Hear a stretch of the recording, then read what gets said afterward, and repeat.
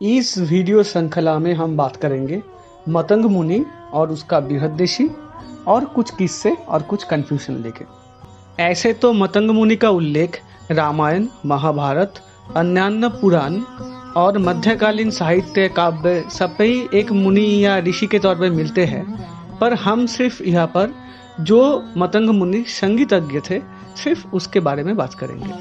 महाकवि कालिदास उनके रघुवंश काव्य में मतंग मुनि का जिक्र किया, जहाँ पर मतंग मुनि एक गंधर्व प्रियंवद को उसका अत्याधिक घमंड के लिए उसको शाप देते हैं और बाद में वो शाप का मुक्ति का उपाय भी बतला देते हैं। यहाँ पर एक चीज नोटिस करने का चीज है कि मतंग मुनि के साथ गंधर्व मतलब जो लोग गीत या संगीत के साथ जुड़ा हुआ था उसका एक लिंक मिलता है। सिंह भूपाल उसका ग्रंथ रसार्णव सुधाकर में मतंग को भरत का 5 पुत्र का एक पुत्र बोल के वर्णन किया है। इंटरेस्टिंग फैक्ट यह है कि पुराना तमिल साहित्य पंचभरतियम में भी यही बात मिलते हैं, जहाँ पर मतंग को भरत का 5 पुत्र का एक पुत्र या फिर उसका मुख्य शिष्य के रूप में बोला गया है, जहाँ पर मतंग के नाम है मतंग भरत। दामोदर गुप्त ने उनका ग्रंथ कुट्टनी मतम में मतंग मुनि को एक सुशील वाद्य कलाकार और सुशील वाद्य का विशेषज्ञ के रूप से वर्णन किया है। अभिनव गुप्त अपने ग्रंथ अभिनव भारती में मतंग मुनि को बंशी का उद्भावक माना है और ये भी बोला कि धातु निर्मित जो बंशी होता है वो भी मतंग मुनि ही बनाया है और बंशी बजाने का डिफरेंट तरीका, मतलब रस कब कहाँ कैसे होगा, बंशी का स्वर तब कैसे होगा रस के हिसाब से, ये भी वर्णन किया है। और ये भी बोला है कि मतंग मुनि शंकर भगवान का साधना के लिए बंशी बजाते थे। नान्य भूपाल भरत भाष्य में मतंग मुनि को चित्रवीणा बजाने वाला बोला है, इसीलिए वो मतंग मुनि को चैत्रिक उपाधि दिया है।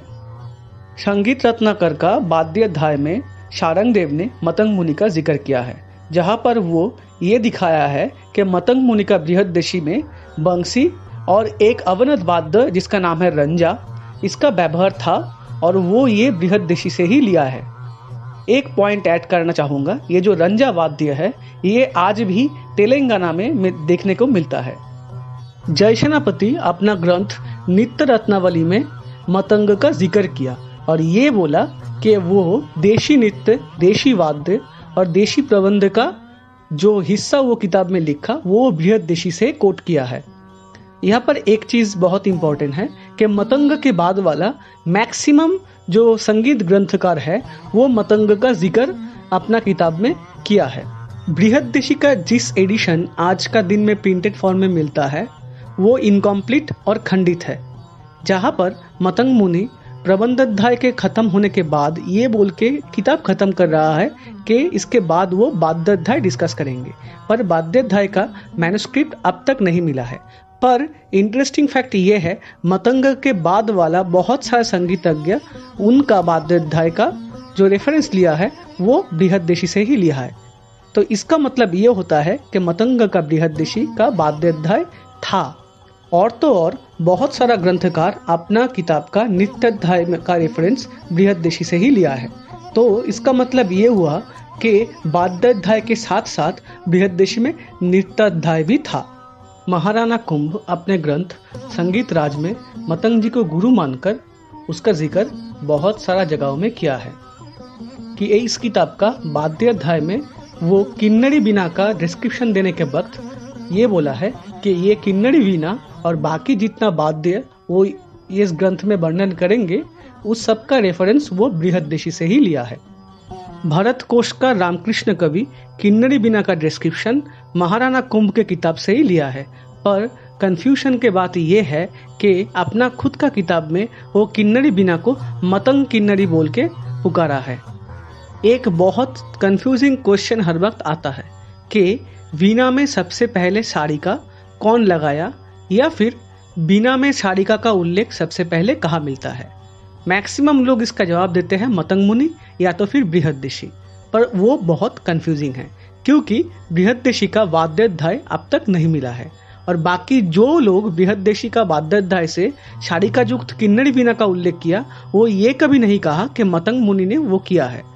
और तीसरी बात यह है, सिर्फ और सिर्फ रामकृष्ण कवि ने अपना किताब भारत कोश, जो एक डिक्शनरी टाइप किताब है, वहाँ पर ये बोला है कि वो मतंग किन्नरी है, पर असली जो बॉडी ऑफ डिस्क्रिप्शन है वहाँ पर ये उल्लेख नहीं है कि वो मतंग ने तैयार किया या फिर मतंग ने स्टार्ट किया। अब जो शारिकायुक्त किन्नरी वीणा होता है उसका उल्लेख बहुत पहले रामायण महाभारत में भी मिलता है। शारिकायुक्त किन्नरी वीणा का सबसे पहले डिटेल डिस्क्रिप्शन मिलता है मानसोल्लास ग्रंथ में, उसके बाद संगीत रत्नाकर में भी इसका डिटेल डिस्क्रिप्शन मिलता है, पर इन दोनों ग्रंथ में ग्रंथकार मतंग का जिक्र नहीं किया। इसलिए इस क्वेश्चन का डायरेक्ट आंसर देना बहुत डिफिकल्ट है और बहुत कंफ्यूजिंग भी है। अगले वीडियो बृहद्देशी ग्रंथ का एक विस्तृत अध्ययन के ऊपर हम पेश करेंगे। अगर इस वीडियो आप लोगों को इन्फॉर्मेटिव लगा तो इसे लाइक, कमेंट और शेयर ज़रूर करना।